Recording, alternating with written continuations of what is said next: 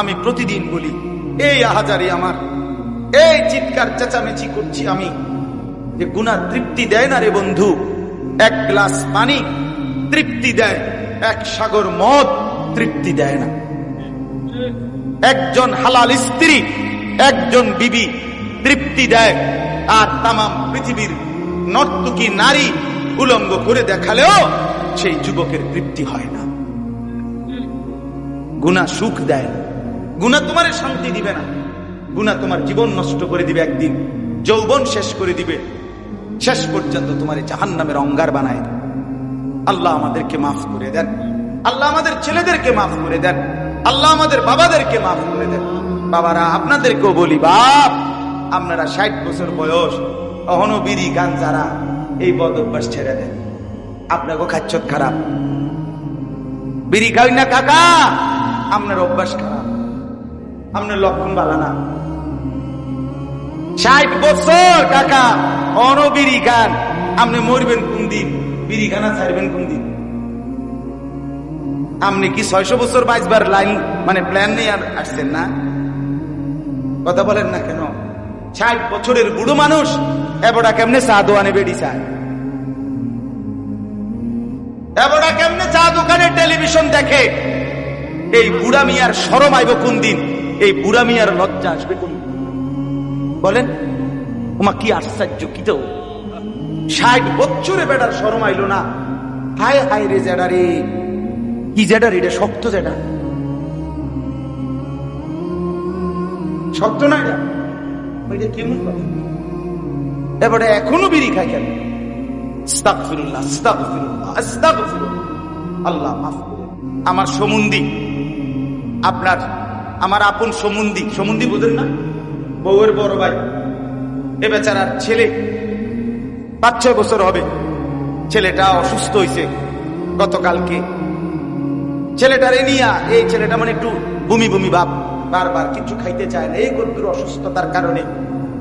এক বাবার কলিজার ব্যথা দেখলাম, সারাটা রাত তারে বুকে জড়ায় ধরা উনি বসে রয়েছে আমার ঘরে, সারাটা রাত। সন্তান আজকের একটা দিন খায় না।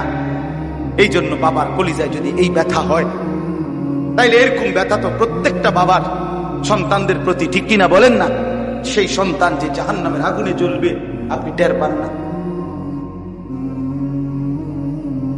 365 দিনের এক বছরে ছেলেটা কোনদিন ফজরের নামাজ পড়ে নাই, অথচ এই ঘরে মা বাপ ঘুমায়, ছেলেটা সেই ঘরেই ঘুমায়।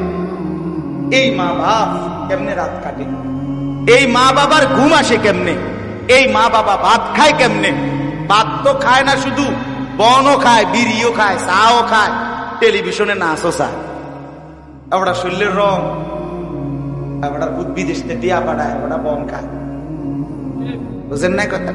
আল্লাহ রহমতে তারা 3 জন বিদেশ, তাগো টিহা দিয়া বাইক বিল্ডিং করেন, ভালো ইট কিনেন 1 নম্বর, কারণ পিঠা তো খাইবেন 1 নাম্বার। দুর্বল ইট লাগাইন না, নাম্বার ইট লাগাই। ছেলের নামাজ, স্ত্রীর পর্দা হাল ছেড়ে দিছে, ডাইরেক্ট বলে ফেলে। কইছি, অতই কইছি, হুজুর শুনে না। যে শুনে না তার জন্য ঘর বানাইলেন কেন? যে মালিকের সেজদা করে না, এই নাফরমান ডাকাতের জন্য সোফা বানাইলেন কেন?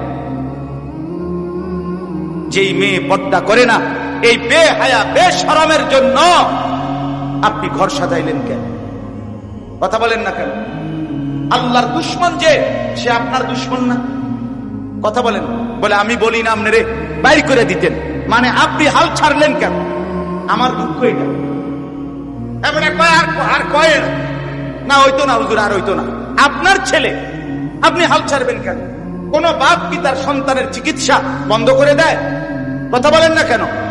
আতুর হোক, লুলা হোক, পঙ্গু হোক, প্যারালাইজড হোক, বিকলাঙ্গ হোক, বোবা হোক, বধির হোক, আমার ফুট, ঠিক কিনা বলেন না কেন?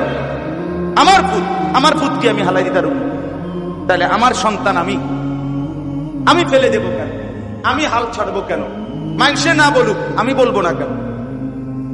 এই জন্য বাপ, আমার কথার খোলাসা এটা, আমার মূল বক্তব্য এটাই, আপনাদের এই অঞ্চলে আপনাদের কাছে আমি অনুরোধ করে গেলাম, বাবারা মারা ছেলে মেয়ের নামাজ, ছেলে মেয়ের আখলাকের দিকে আরো বেশি ফিকির করেন, আরেকটু চেষ্টা করেন, হাল ছেড়ে দিয়েন না। আর যুবক ভাই, তোমাদের কাছে বলি, আমার কথা বাবা যদি গুরুত্ব নাও দেয়, মনে করো মা যদি গুরুত্ব নাও দেয়, তুমি তোমারে নষ্ট, তুমি তোমারে বরবাদ করো না ভাই। অনুরোধ আমার, এ ছেলে তোমাদেরকে বলি, বাপ তোমাদেরকেও বলি, হযরত ইব্রাহিম আলাইহিস সালামের মা বাবা দুইজনই মূর্তি পূজক ছিলেন, ছিলেন কিনা? কিন্তু ইব্রাহিম আলাইহিস সালাম তাদের সামনে মাথা নোয়ায় না।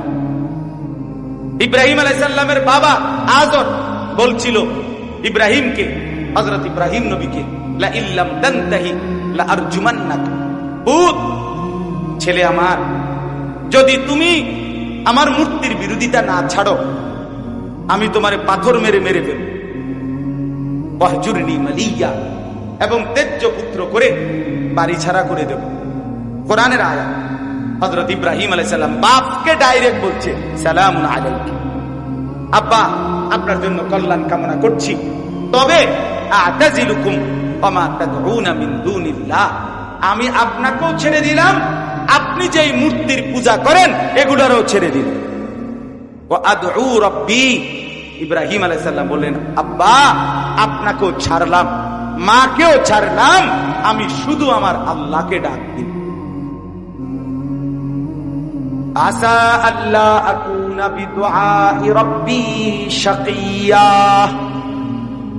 ইব্রাহিম আলাইহিস সালাম বললেন, আব্বা শুনে নেন বাপ আমার, আমি বিশ্বাস করি আমার সেই আল্লাহকে ডেকে কেউ কোনোদিন বঞ্চিত হয় না। সুবহানাল্লাহ, সুবহানাল্লাহ, আল্লাহকে ডেকে বঞ্চিত হয় না। হযরতে আসিয়া, তার স্বামী জামানার শ্রেষ্ঠ কাফের, নিজেকে খোদা দাবিদার ফেরাউন, ফেরাউনের ঘরে রাজপ্রাসাদের রাজরানী হযরতে আসিয়া আলাইহিস সালাম, ফেরাউন যখন শাস্তি দিতে দিতে তাফসীরের ভিতরে আছে, হযরতে আসিয়ার সারা শরীরের মধ্যে পেরেক মারছে, পেরেক। ও ফিরাউনা দিল আওতাদ, কোরআনুল কারীমের মধ্যে আছে, আল্লাহ বলছেন ফেরাউন হলো পেরেক। ফেরাউন কি পেরেক? পেরেক। অনেক সন্ত্রাসীদের নাম থাকে না, সাবাতি উমর, কথাটা বোঝেন নাই? এরকম নাম থাকে না, যে ফেরাউনের নাম ছিল কি? পেরেক। ফেরাউন যে পেরেক মাইরা মানুষকে শেষ শাস্তি দিত, এরকম জানোয়ার ছিল। কোরআনে আছে, আল্লাহ বলেন হযরতে আসিয়া এই পেরেক মারছে আর সারা শরীরে। ফেরাউন তখনও বলছিল, আসিয়া তুই মূসার খোদার দিন ছেড়ে দে, কালেমা ছেড়ে দে, তোরে আমি বাঁচায় দেব।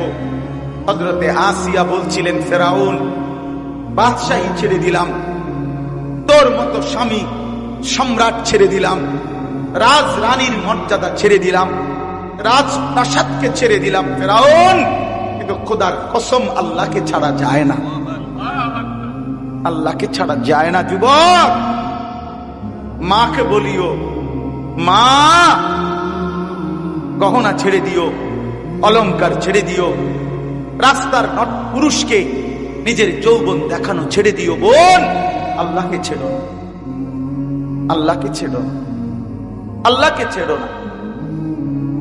দেখায় দিছে যে স্বামী আমার শ্রেষ্ঠ কাফের ছিল, আমি সেই ঘরে থাইকে আমার ইমান বাঁচাইছি। ইব্রাহিম দেখায় দিছে আমার মা বাপ কাফের ছিল, আমি সেই ঘরে থাইকাও আমি আমার আল্লাহর প্রতি ইমান ঠিক রাখছি। তুমি নষ্ট করবে কেন? তোমার মা তো মুসলমান, তোমার বাপ মুসলমান, তোমার দাদা মুসলমান, তোমার দাদি মুসলমান, তোমার নানা মুসলমান, তোমার নানি মুসলমান, তোমার জন্মের পরে ডান কানে আজান শুনাইছিল, নর্তকীর নাচ গান শুনায় নাই। এই ছেলে বেটা, তোরে বেটা জন্মের পরে মোবাইলের দৃশ্য দেখায় নাই, তোর মনিবের আজান শুনেছি, তুই ভুলে গেলি কেন আজান?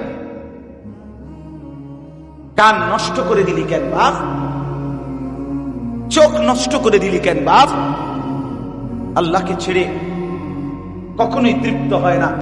মুসলিম শরীফের হাদিস, নবীজি বলছেন, আ'দারাল্লাহু ইলা ইমরিইন আখখারা উমরাহু।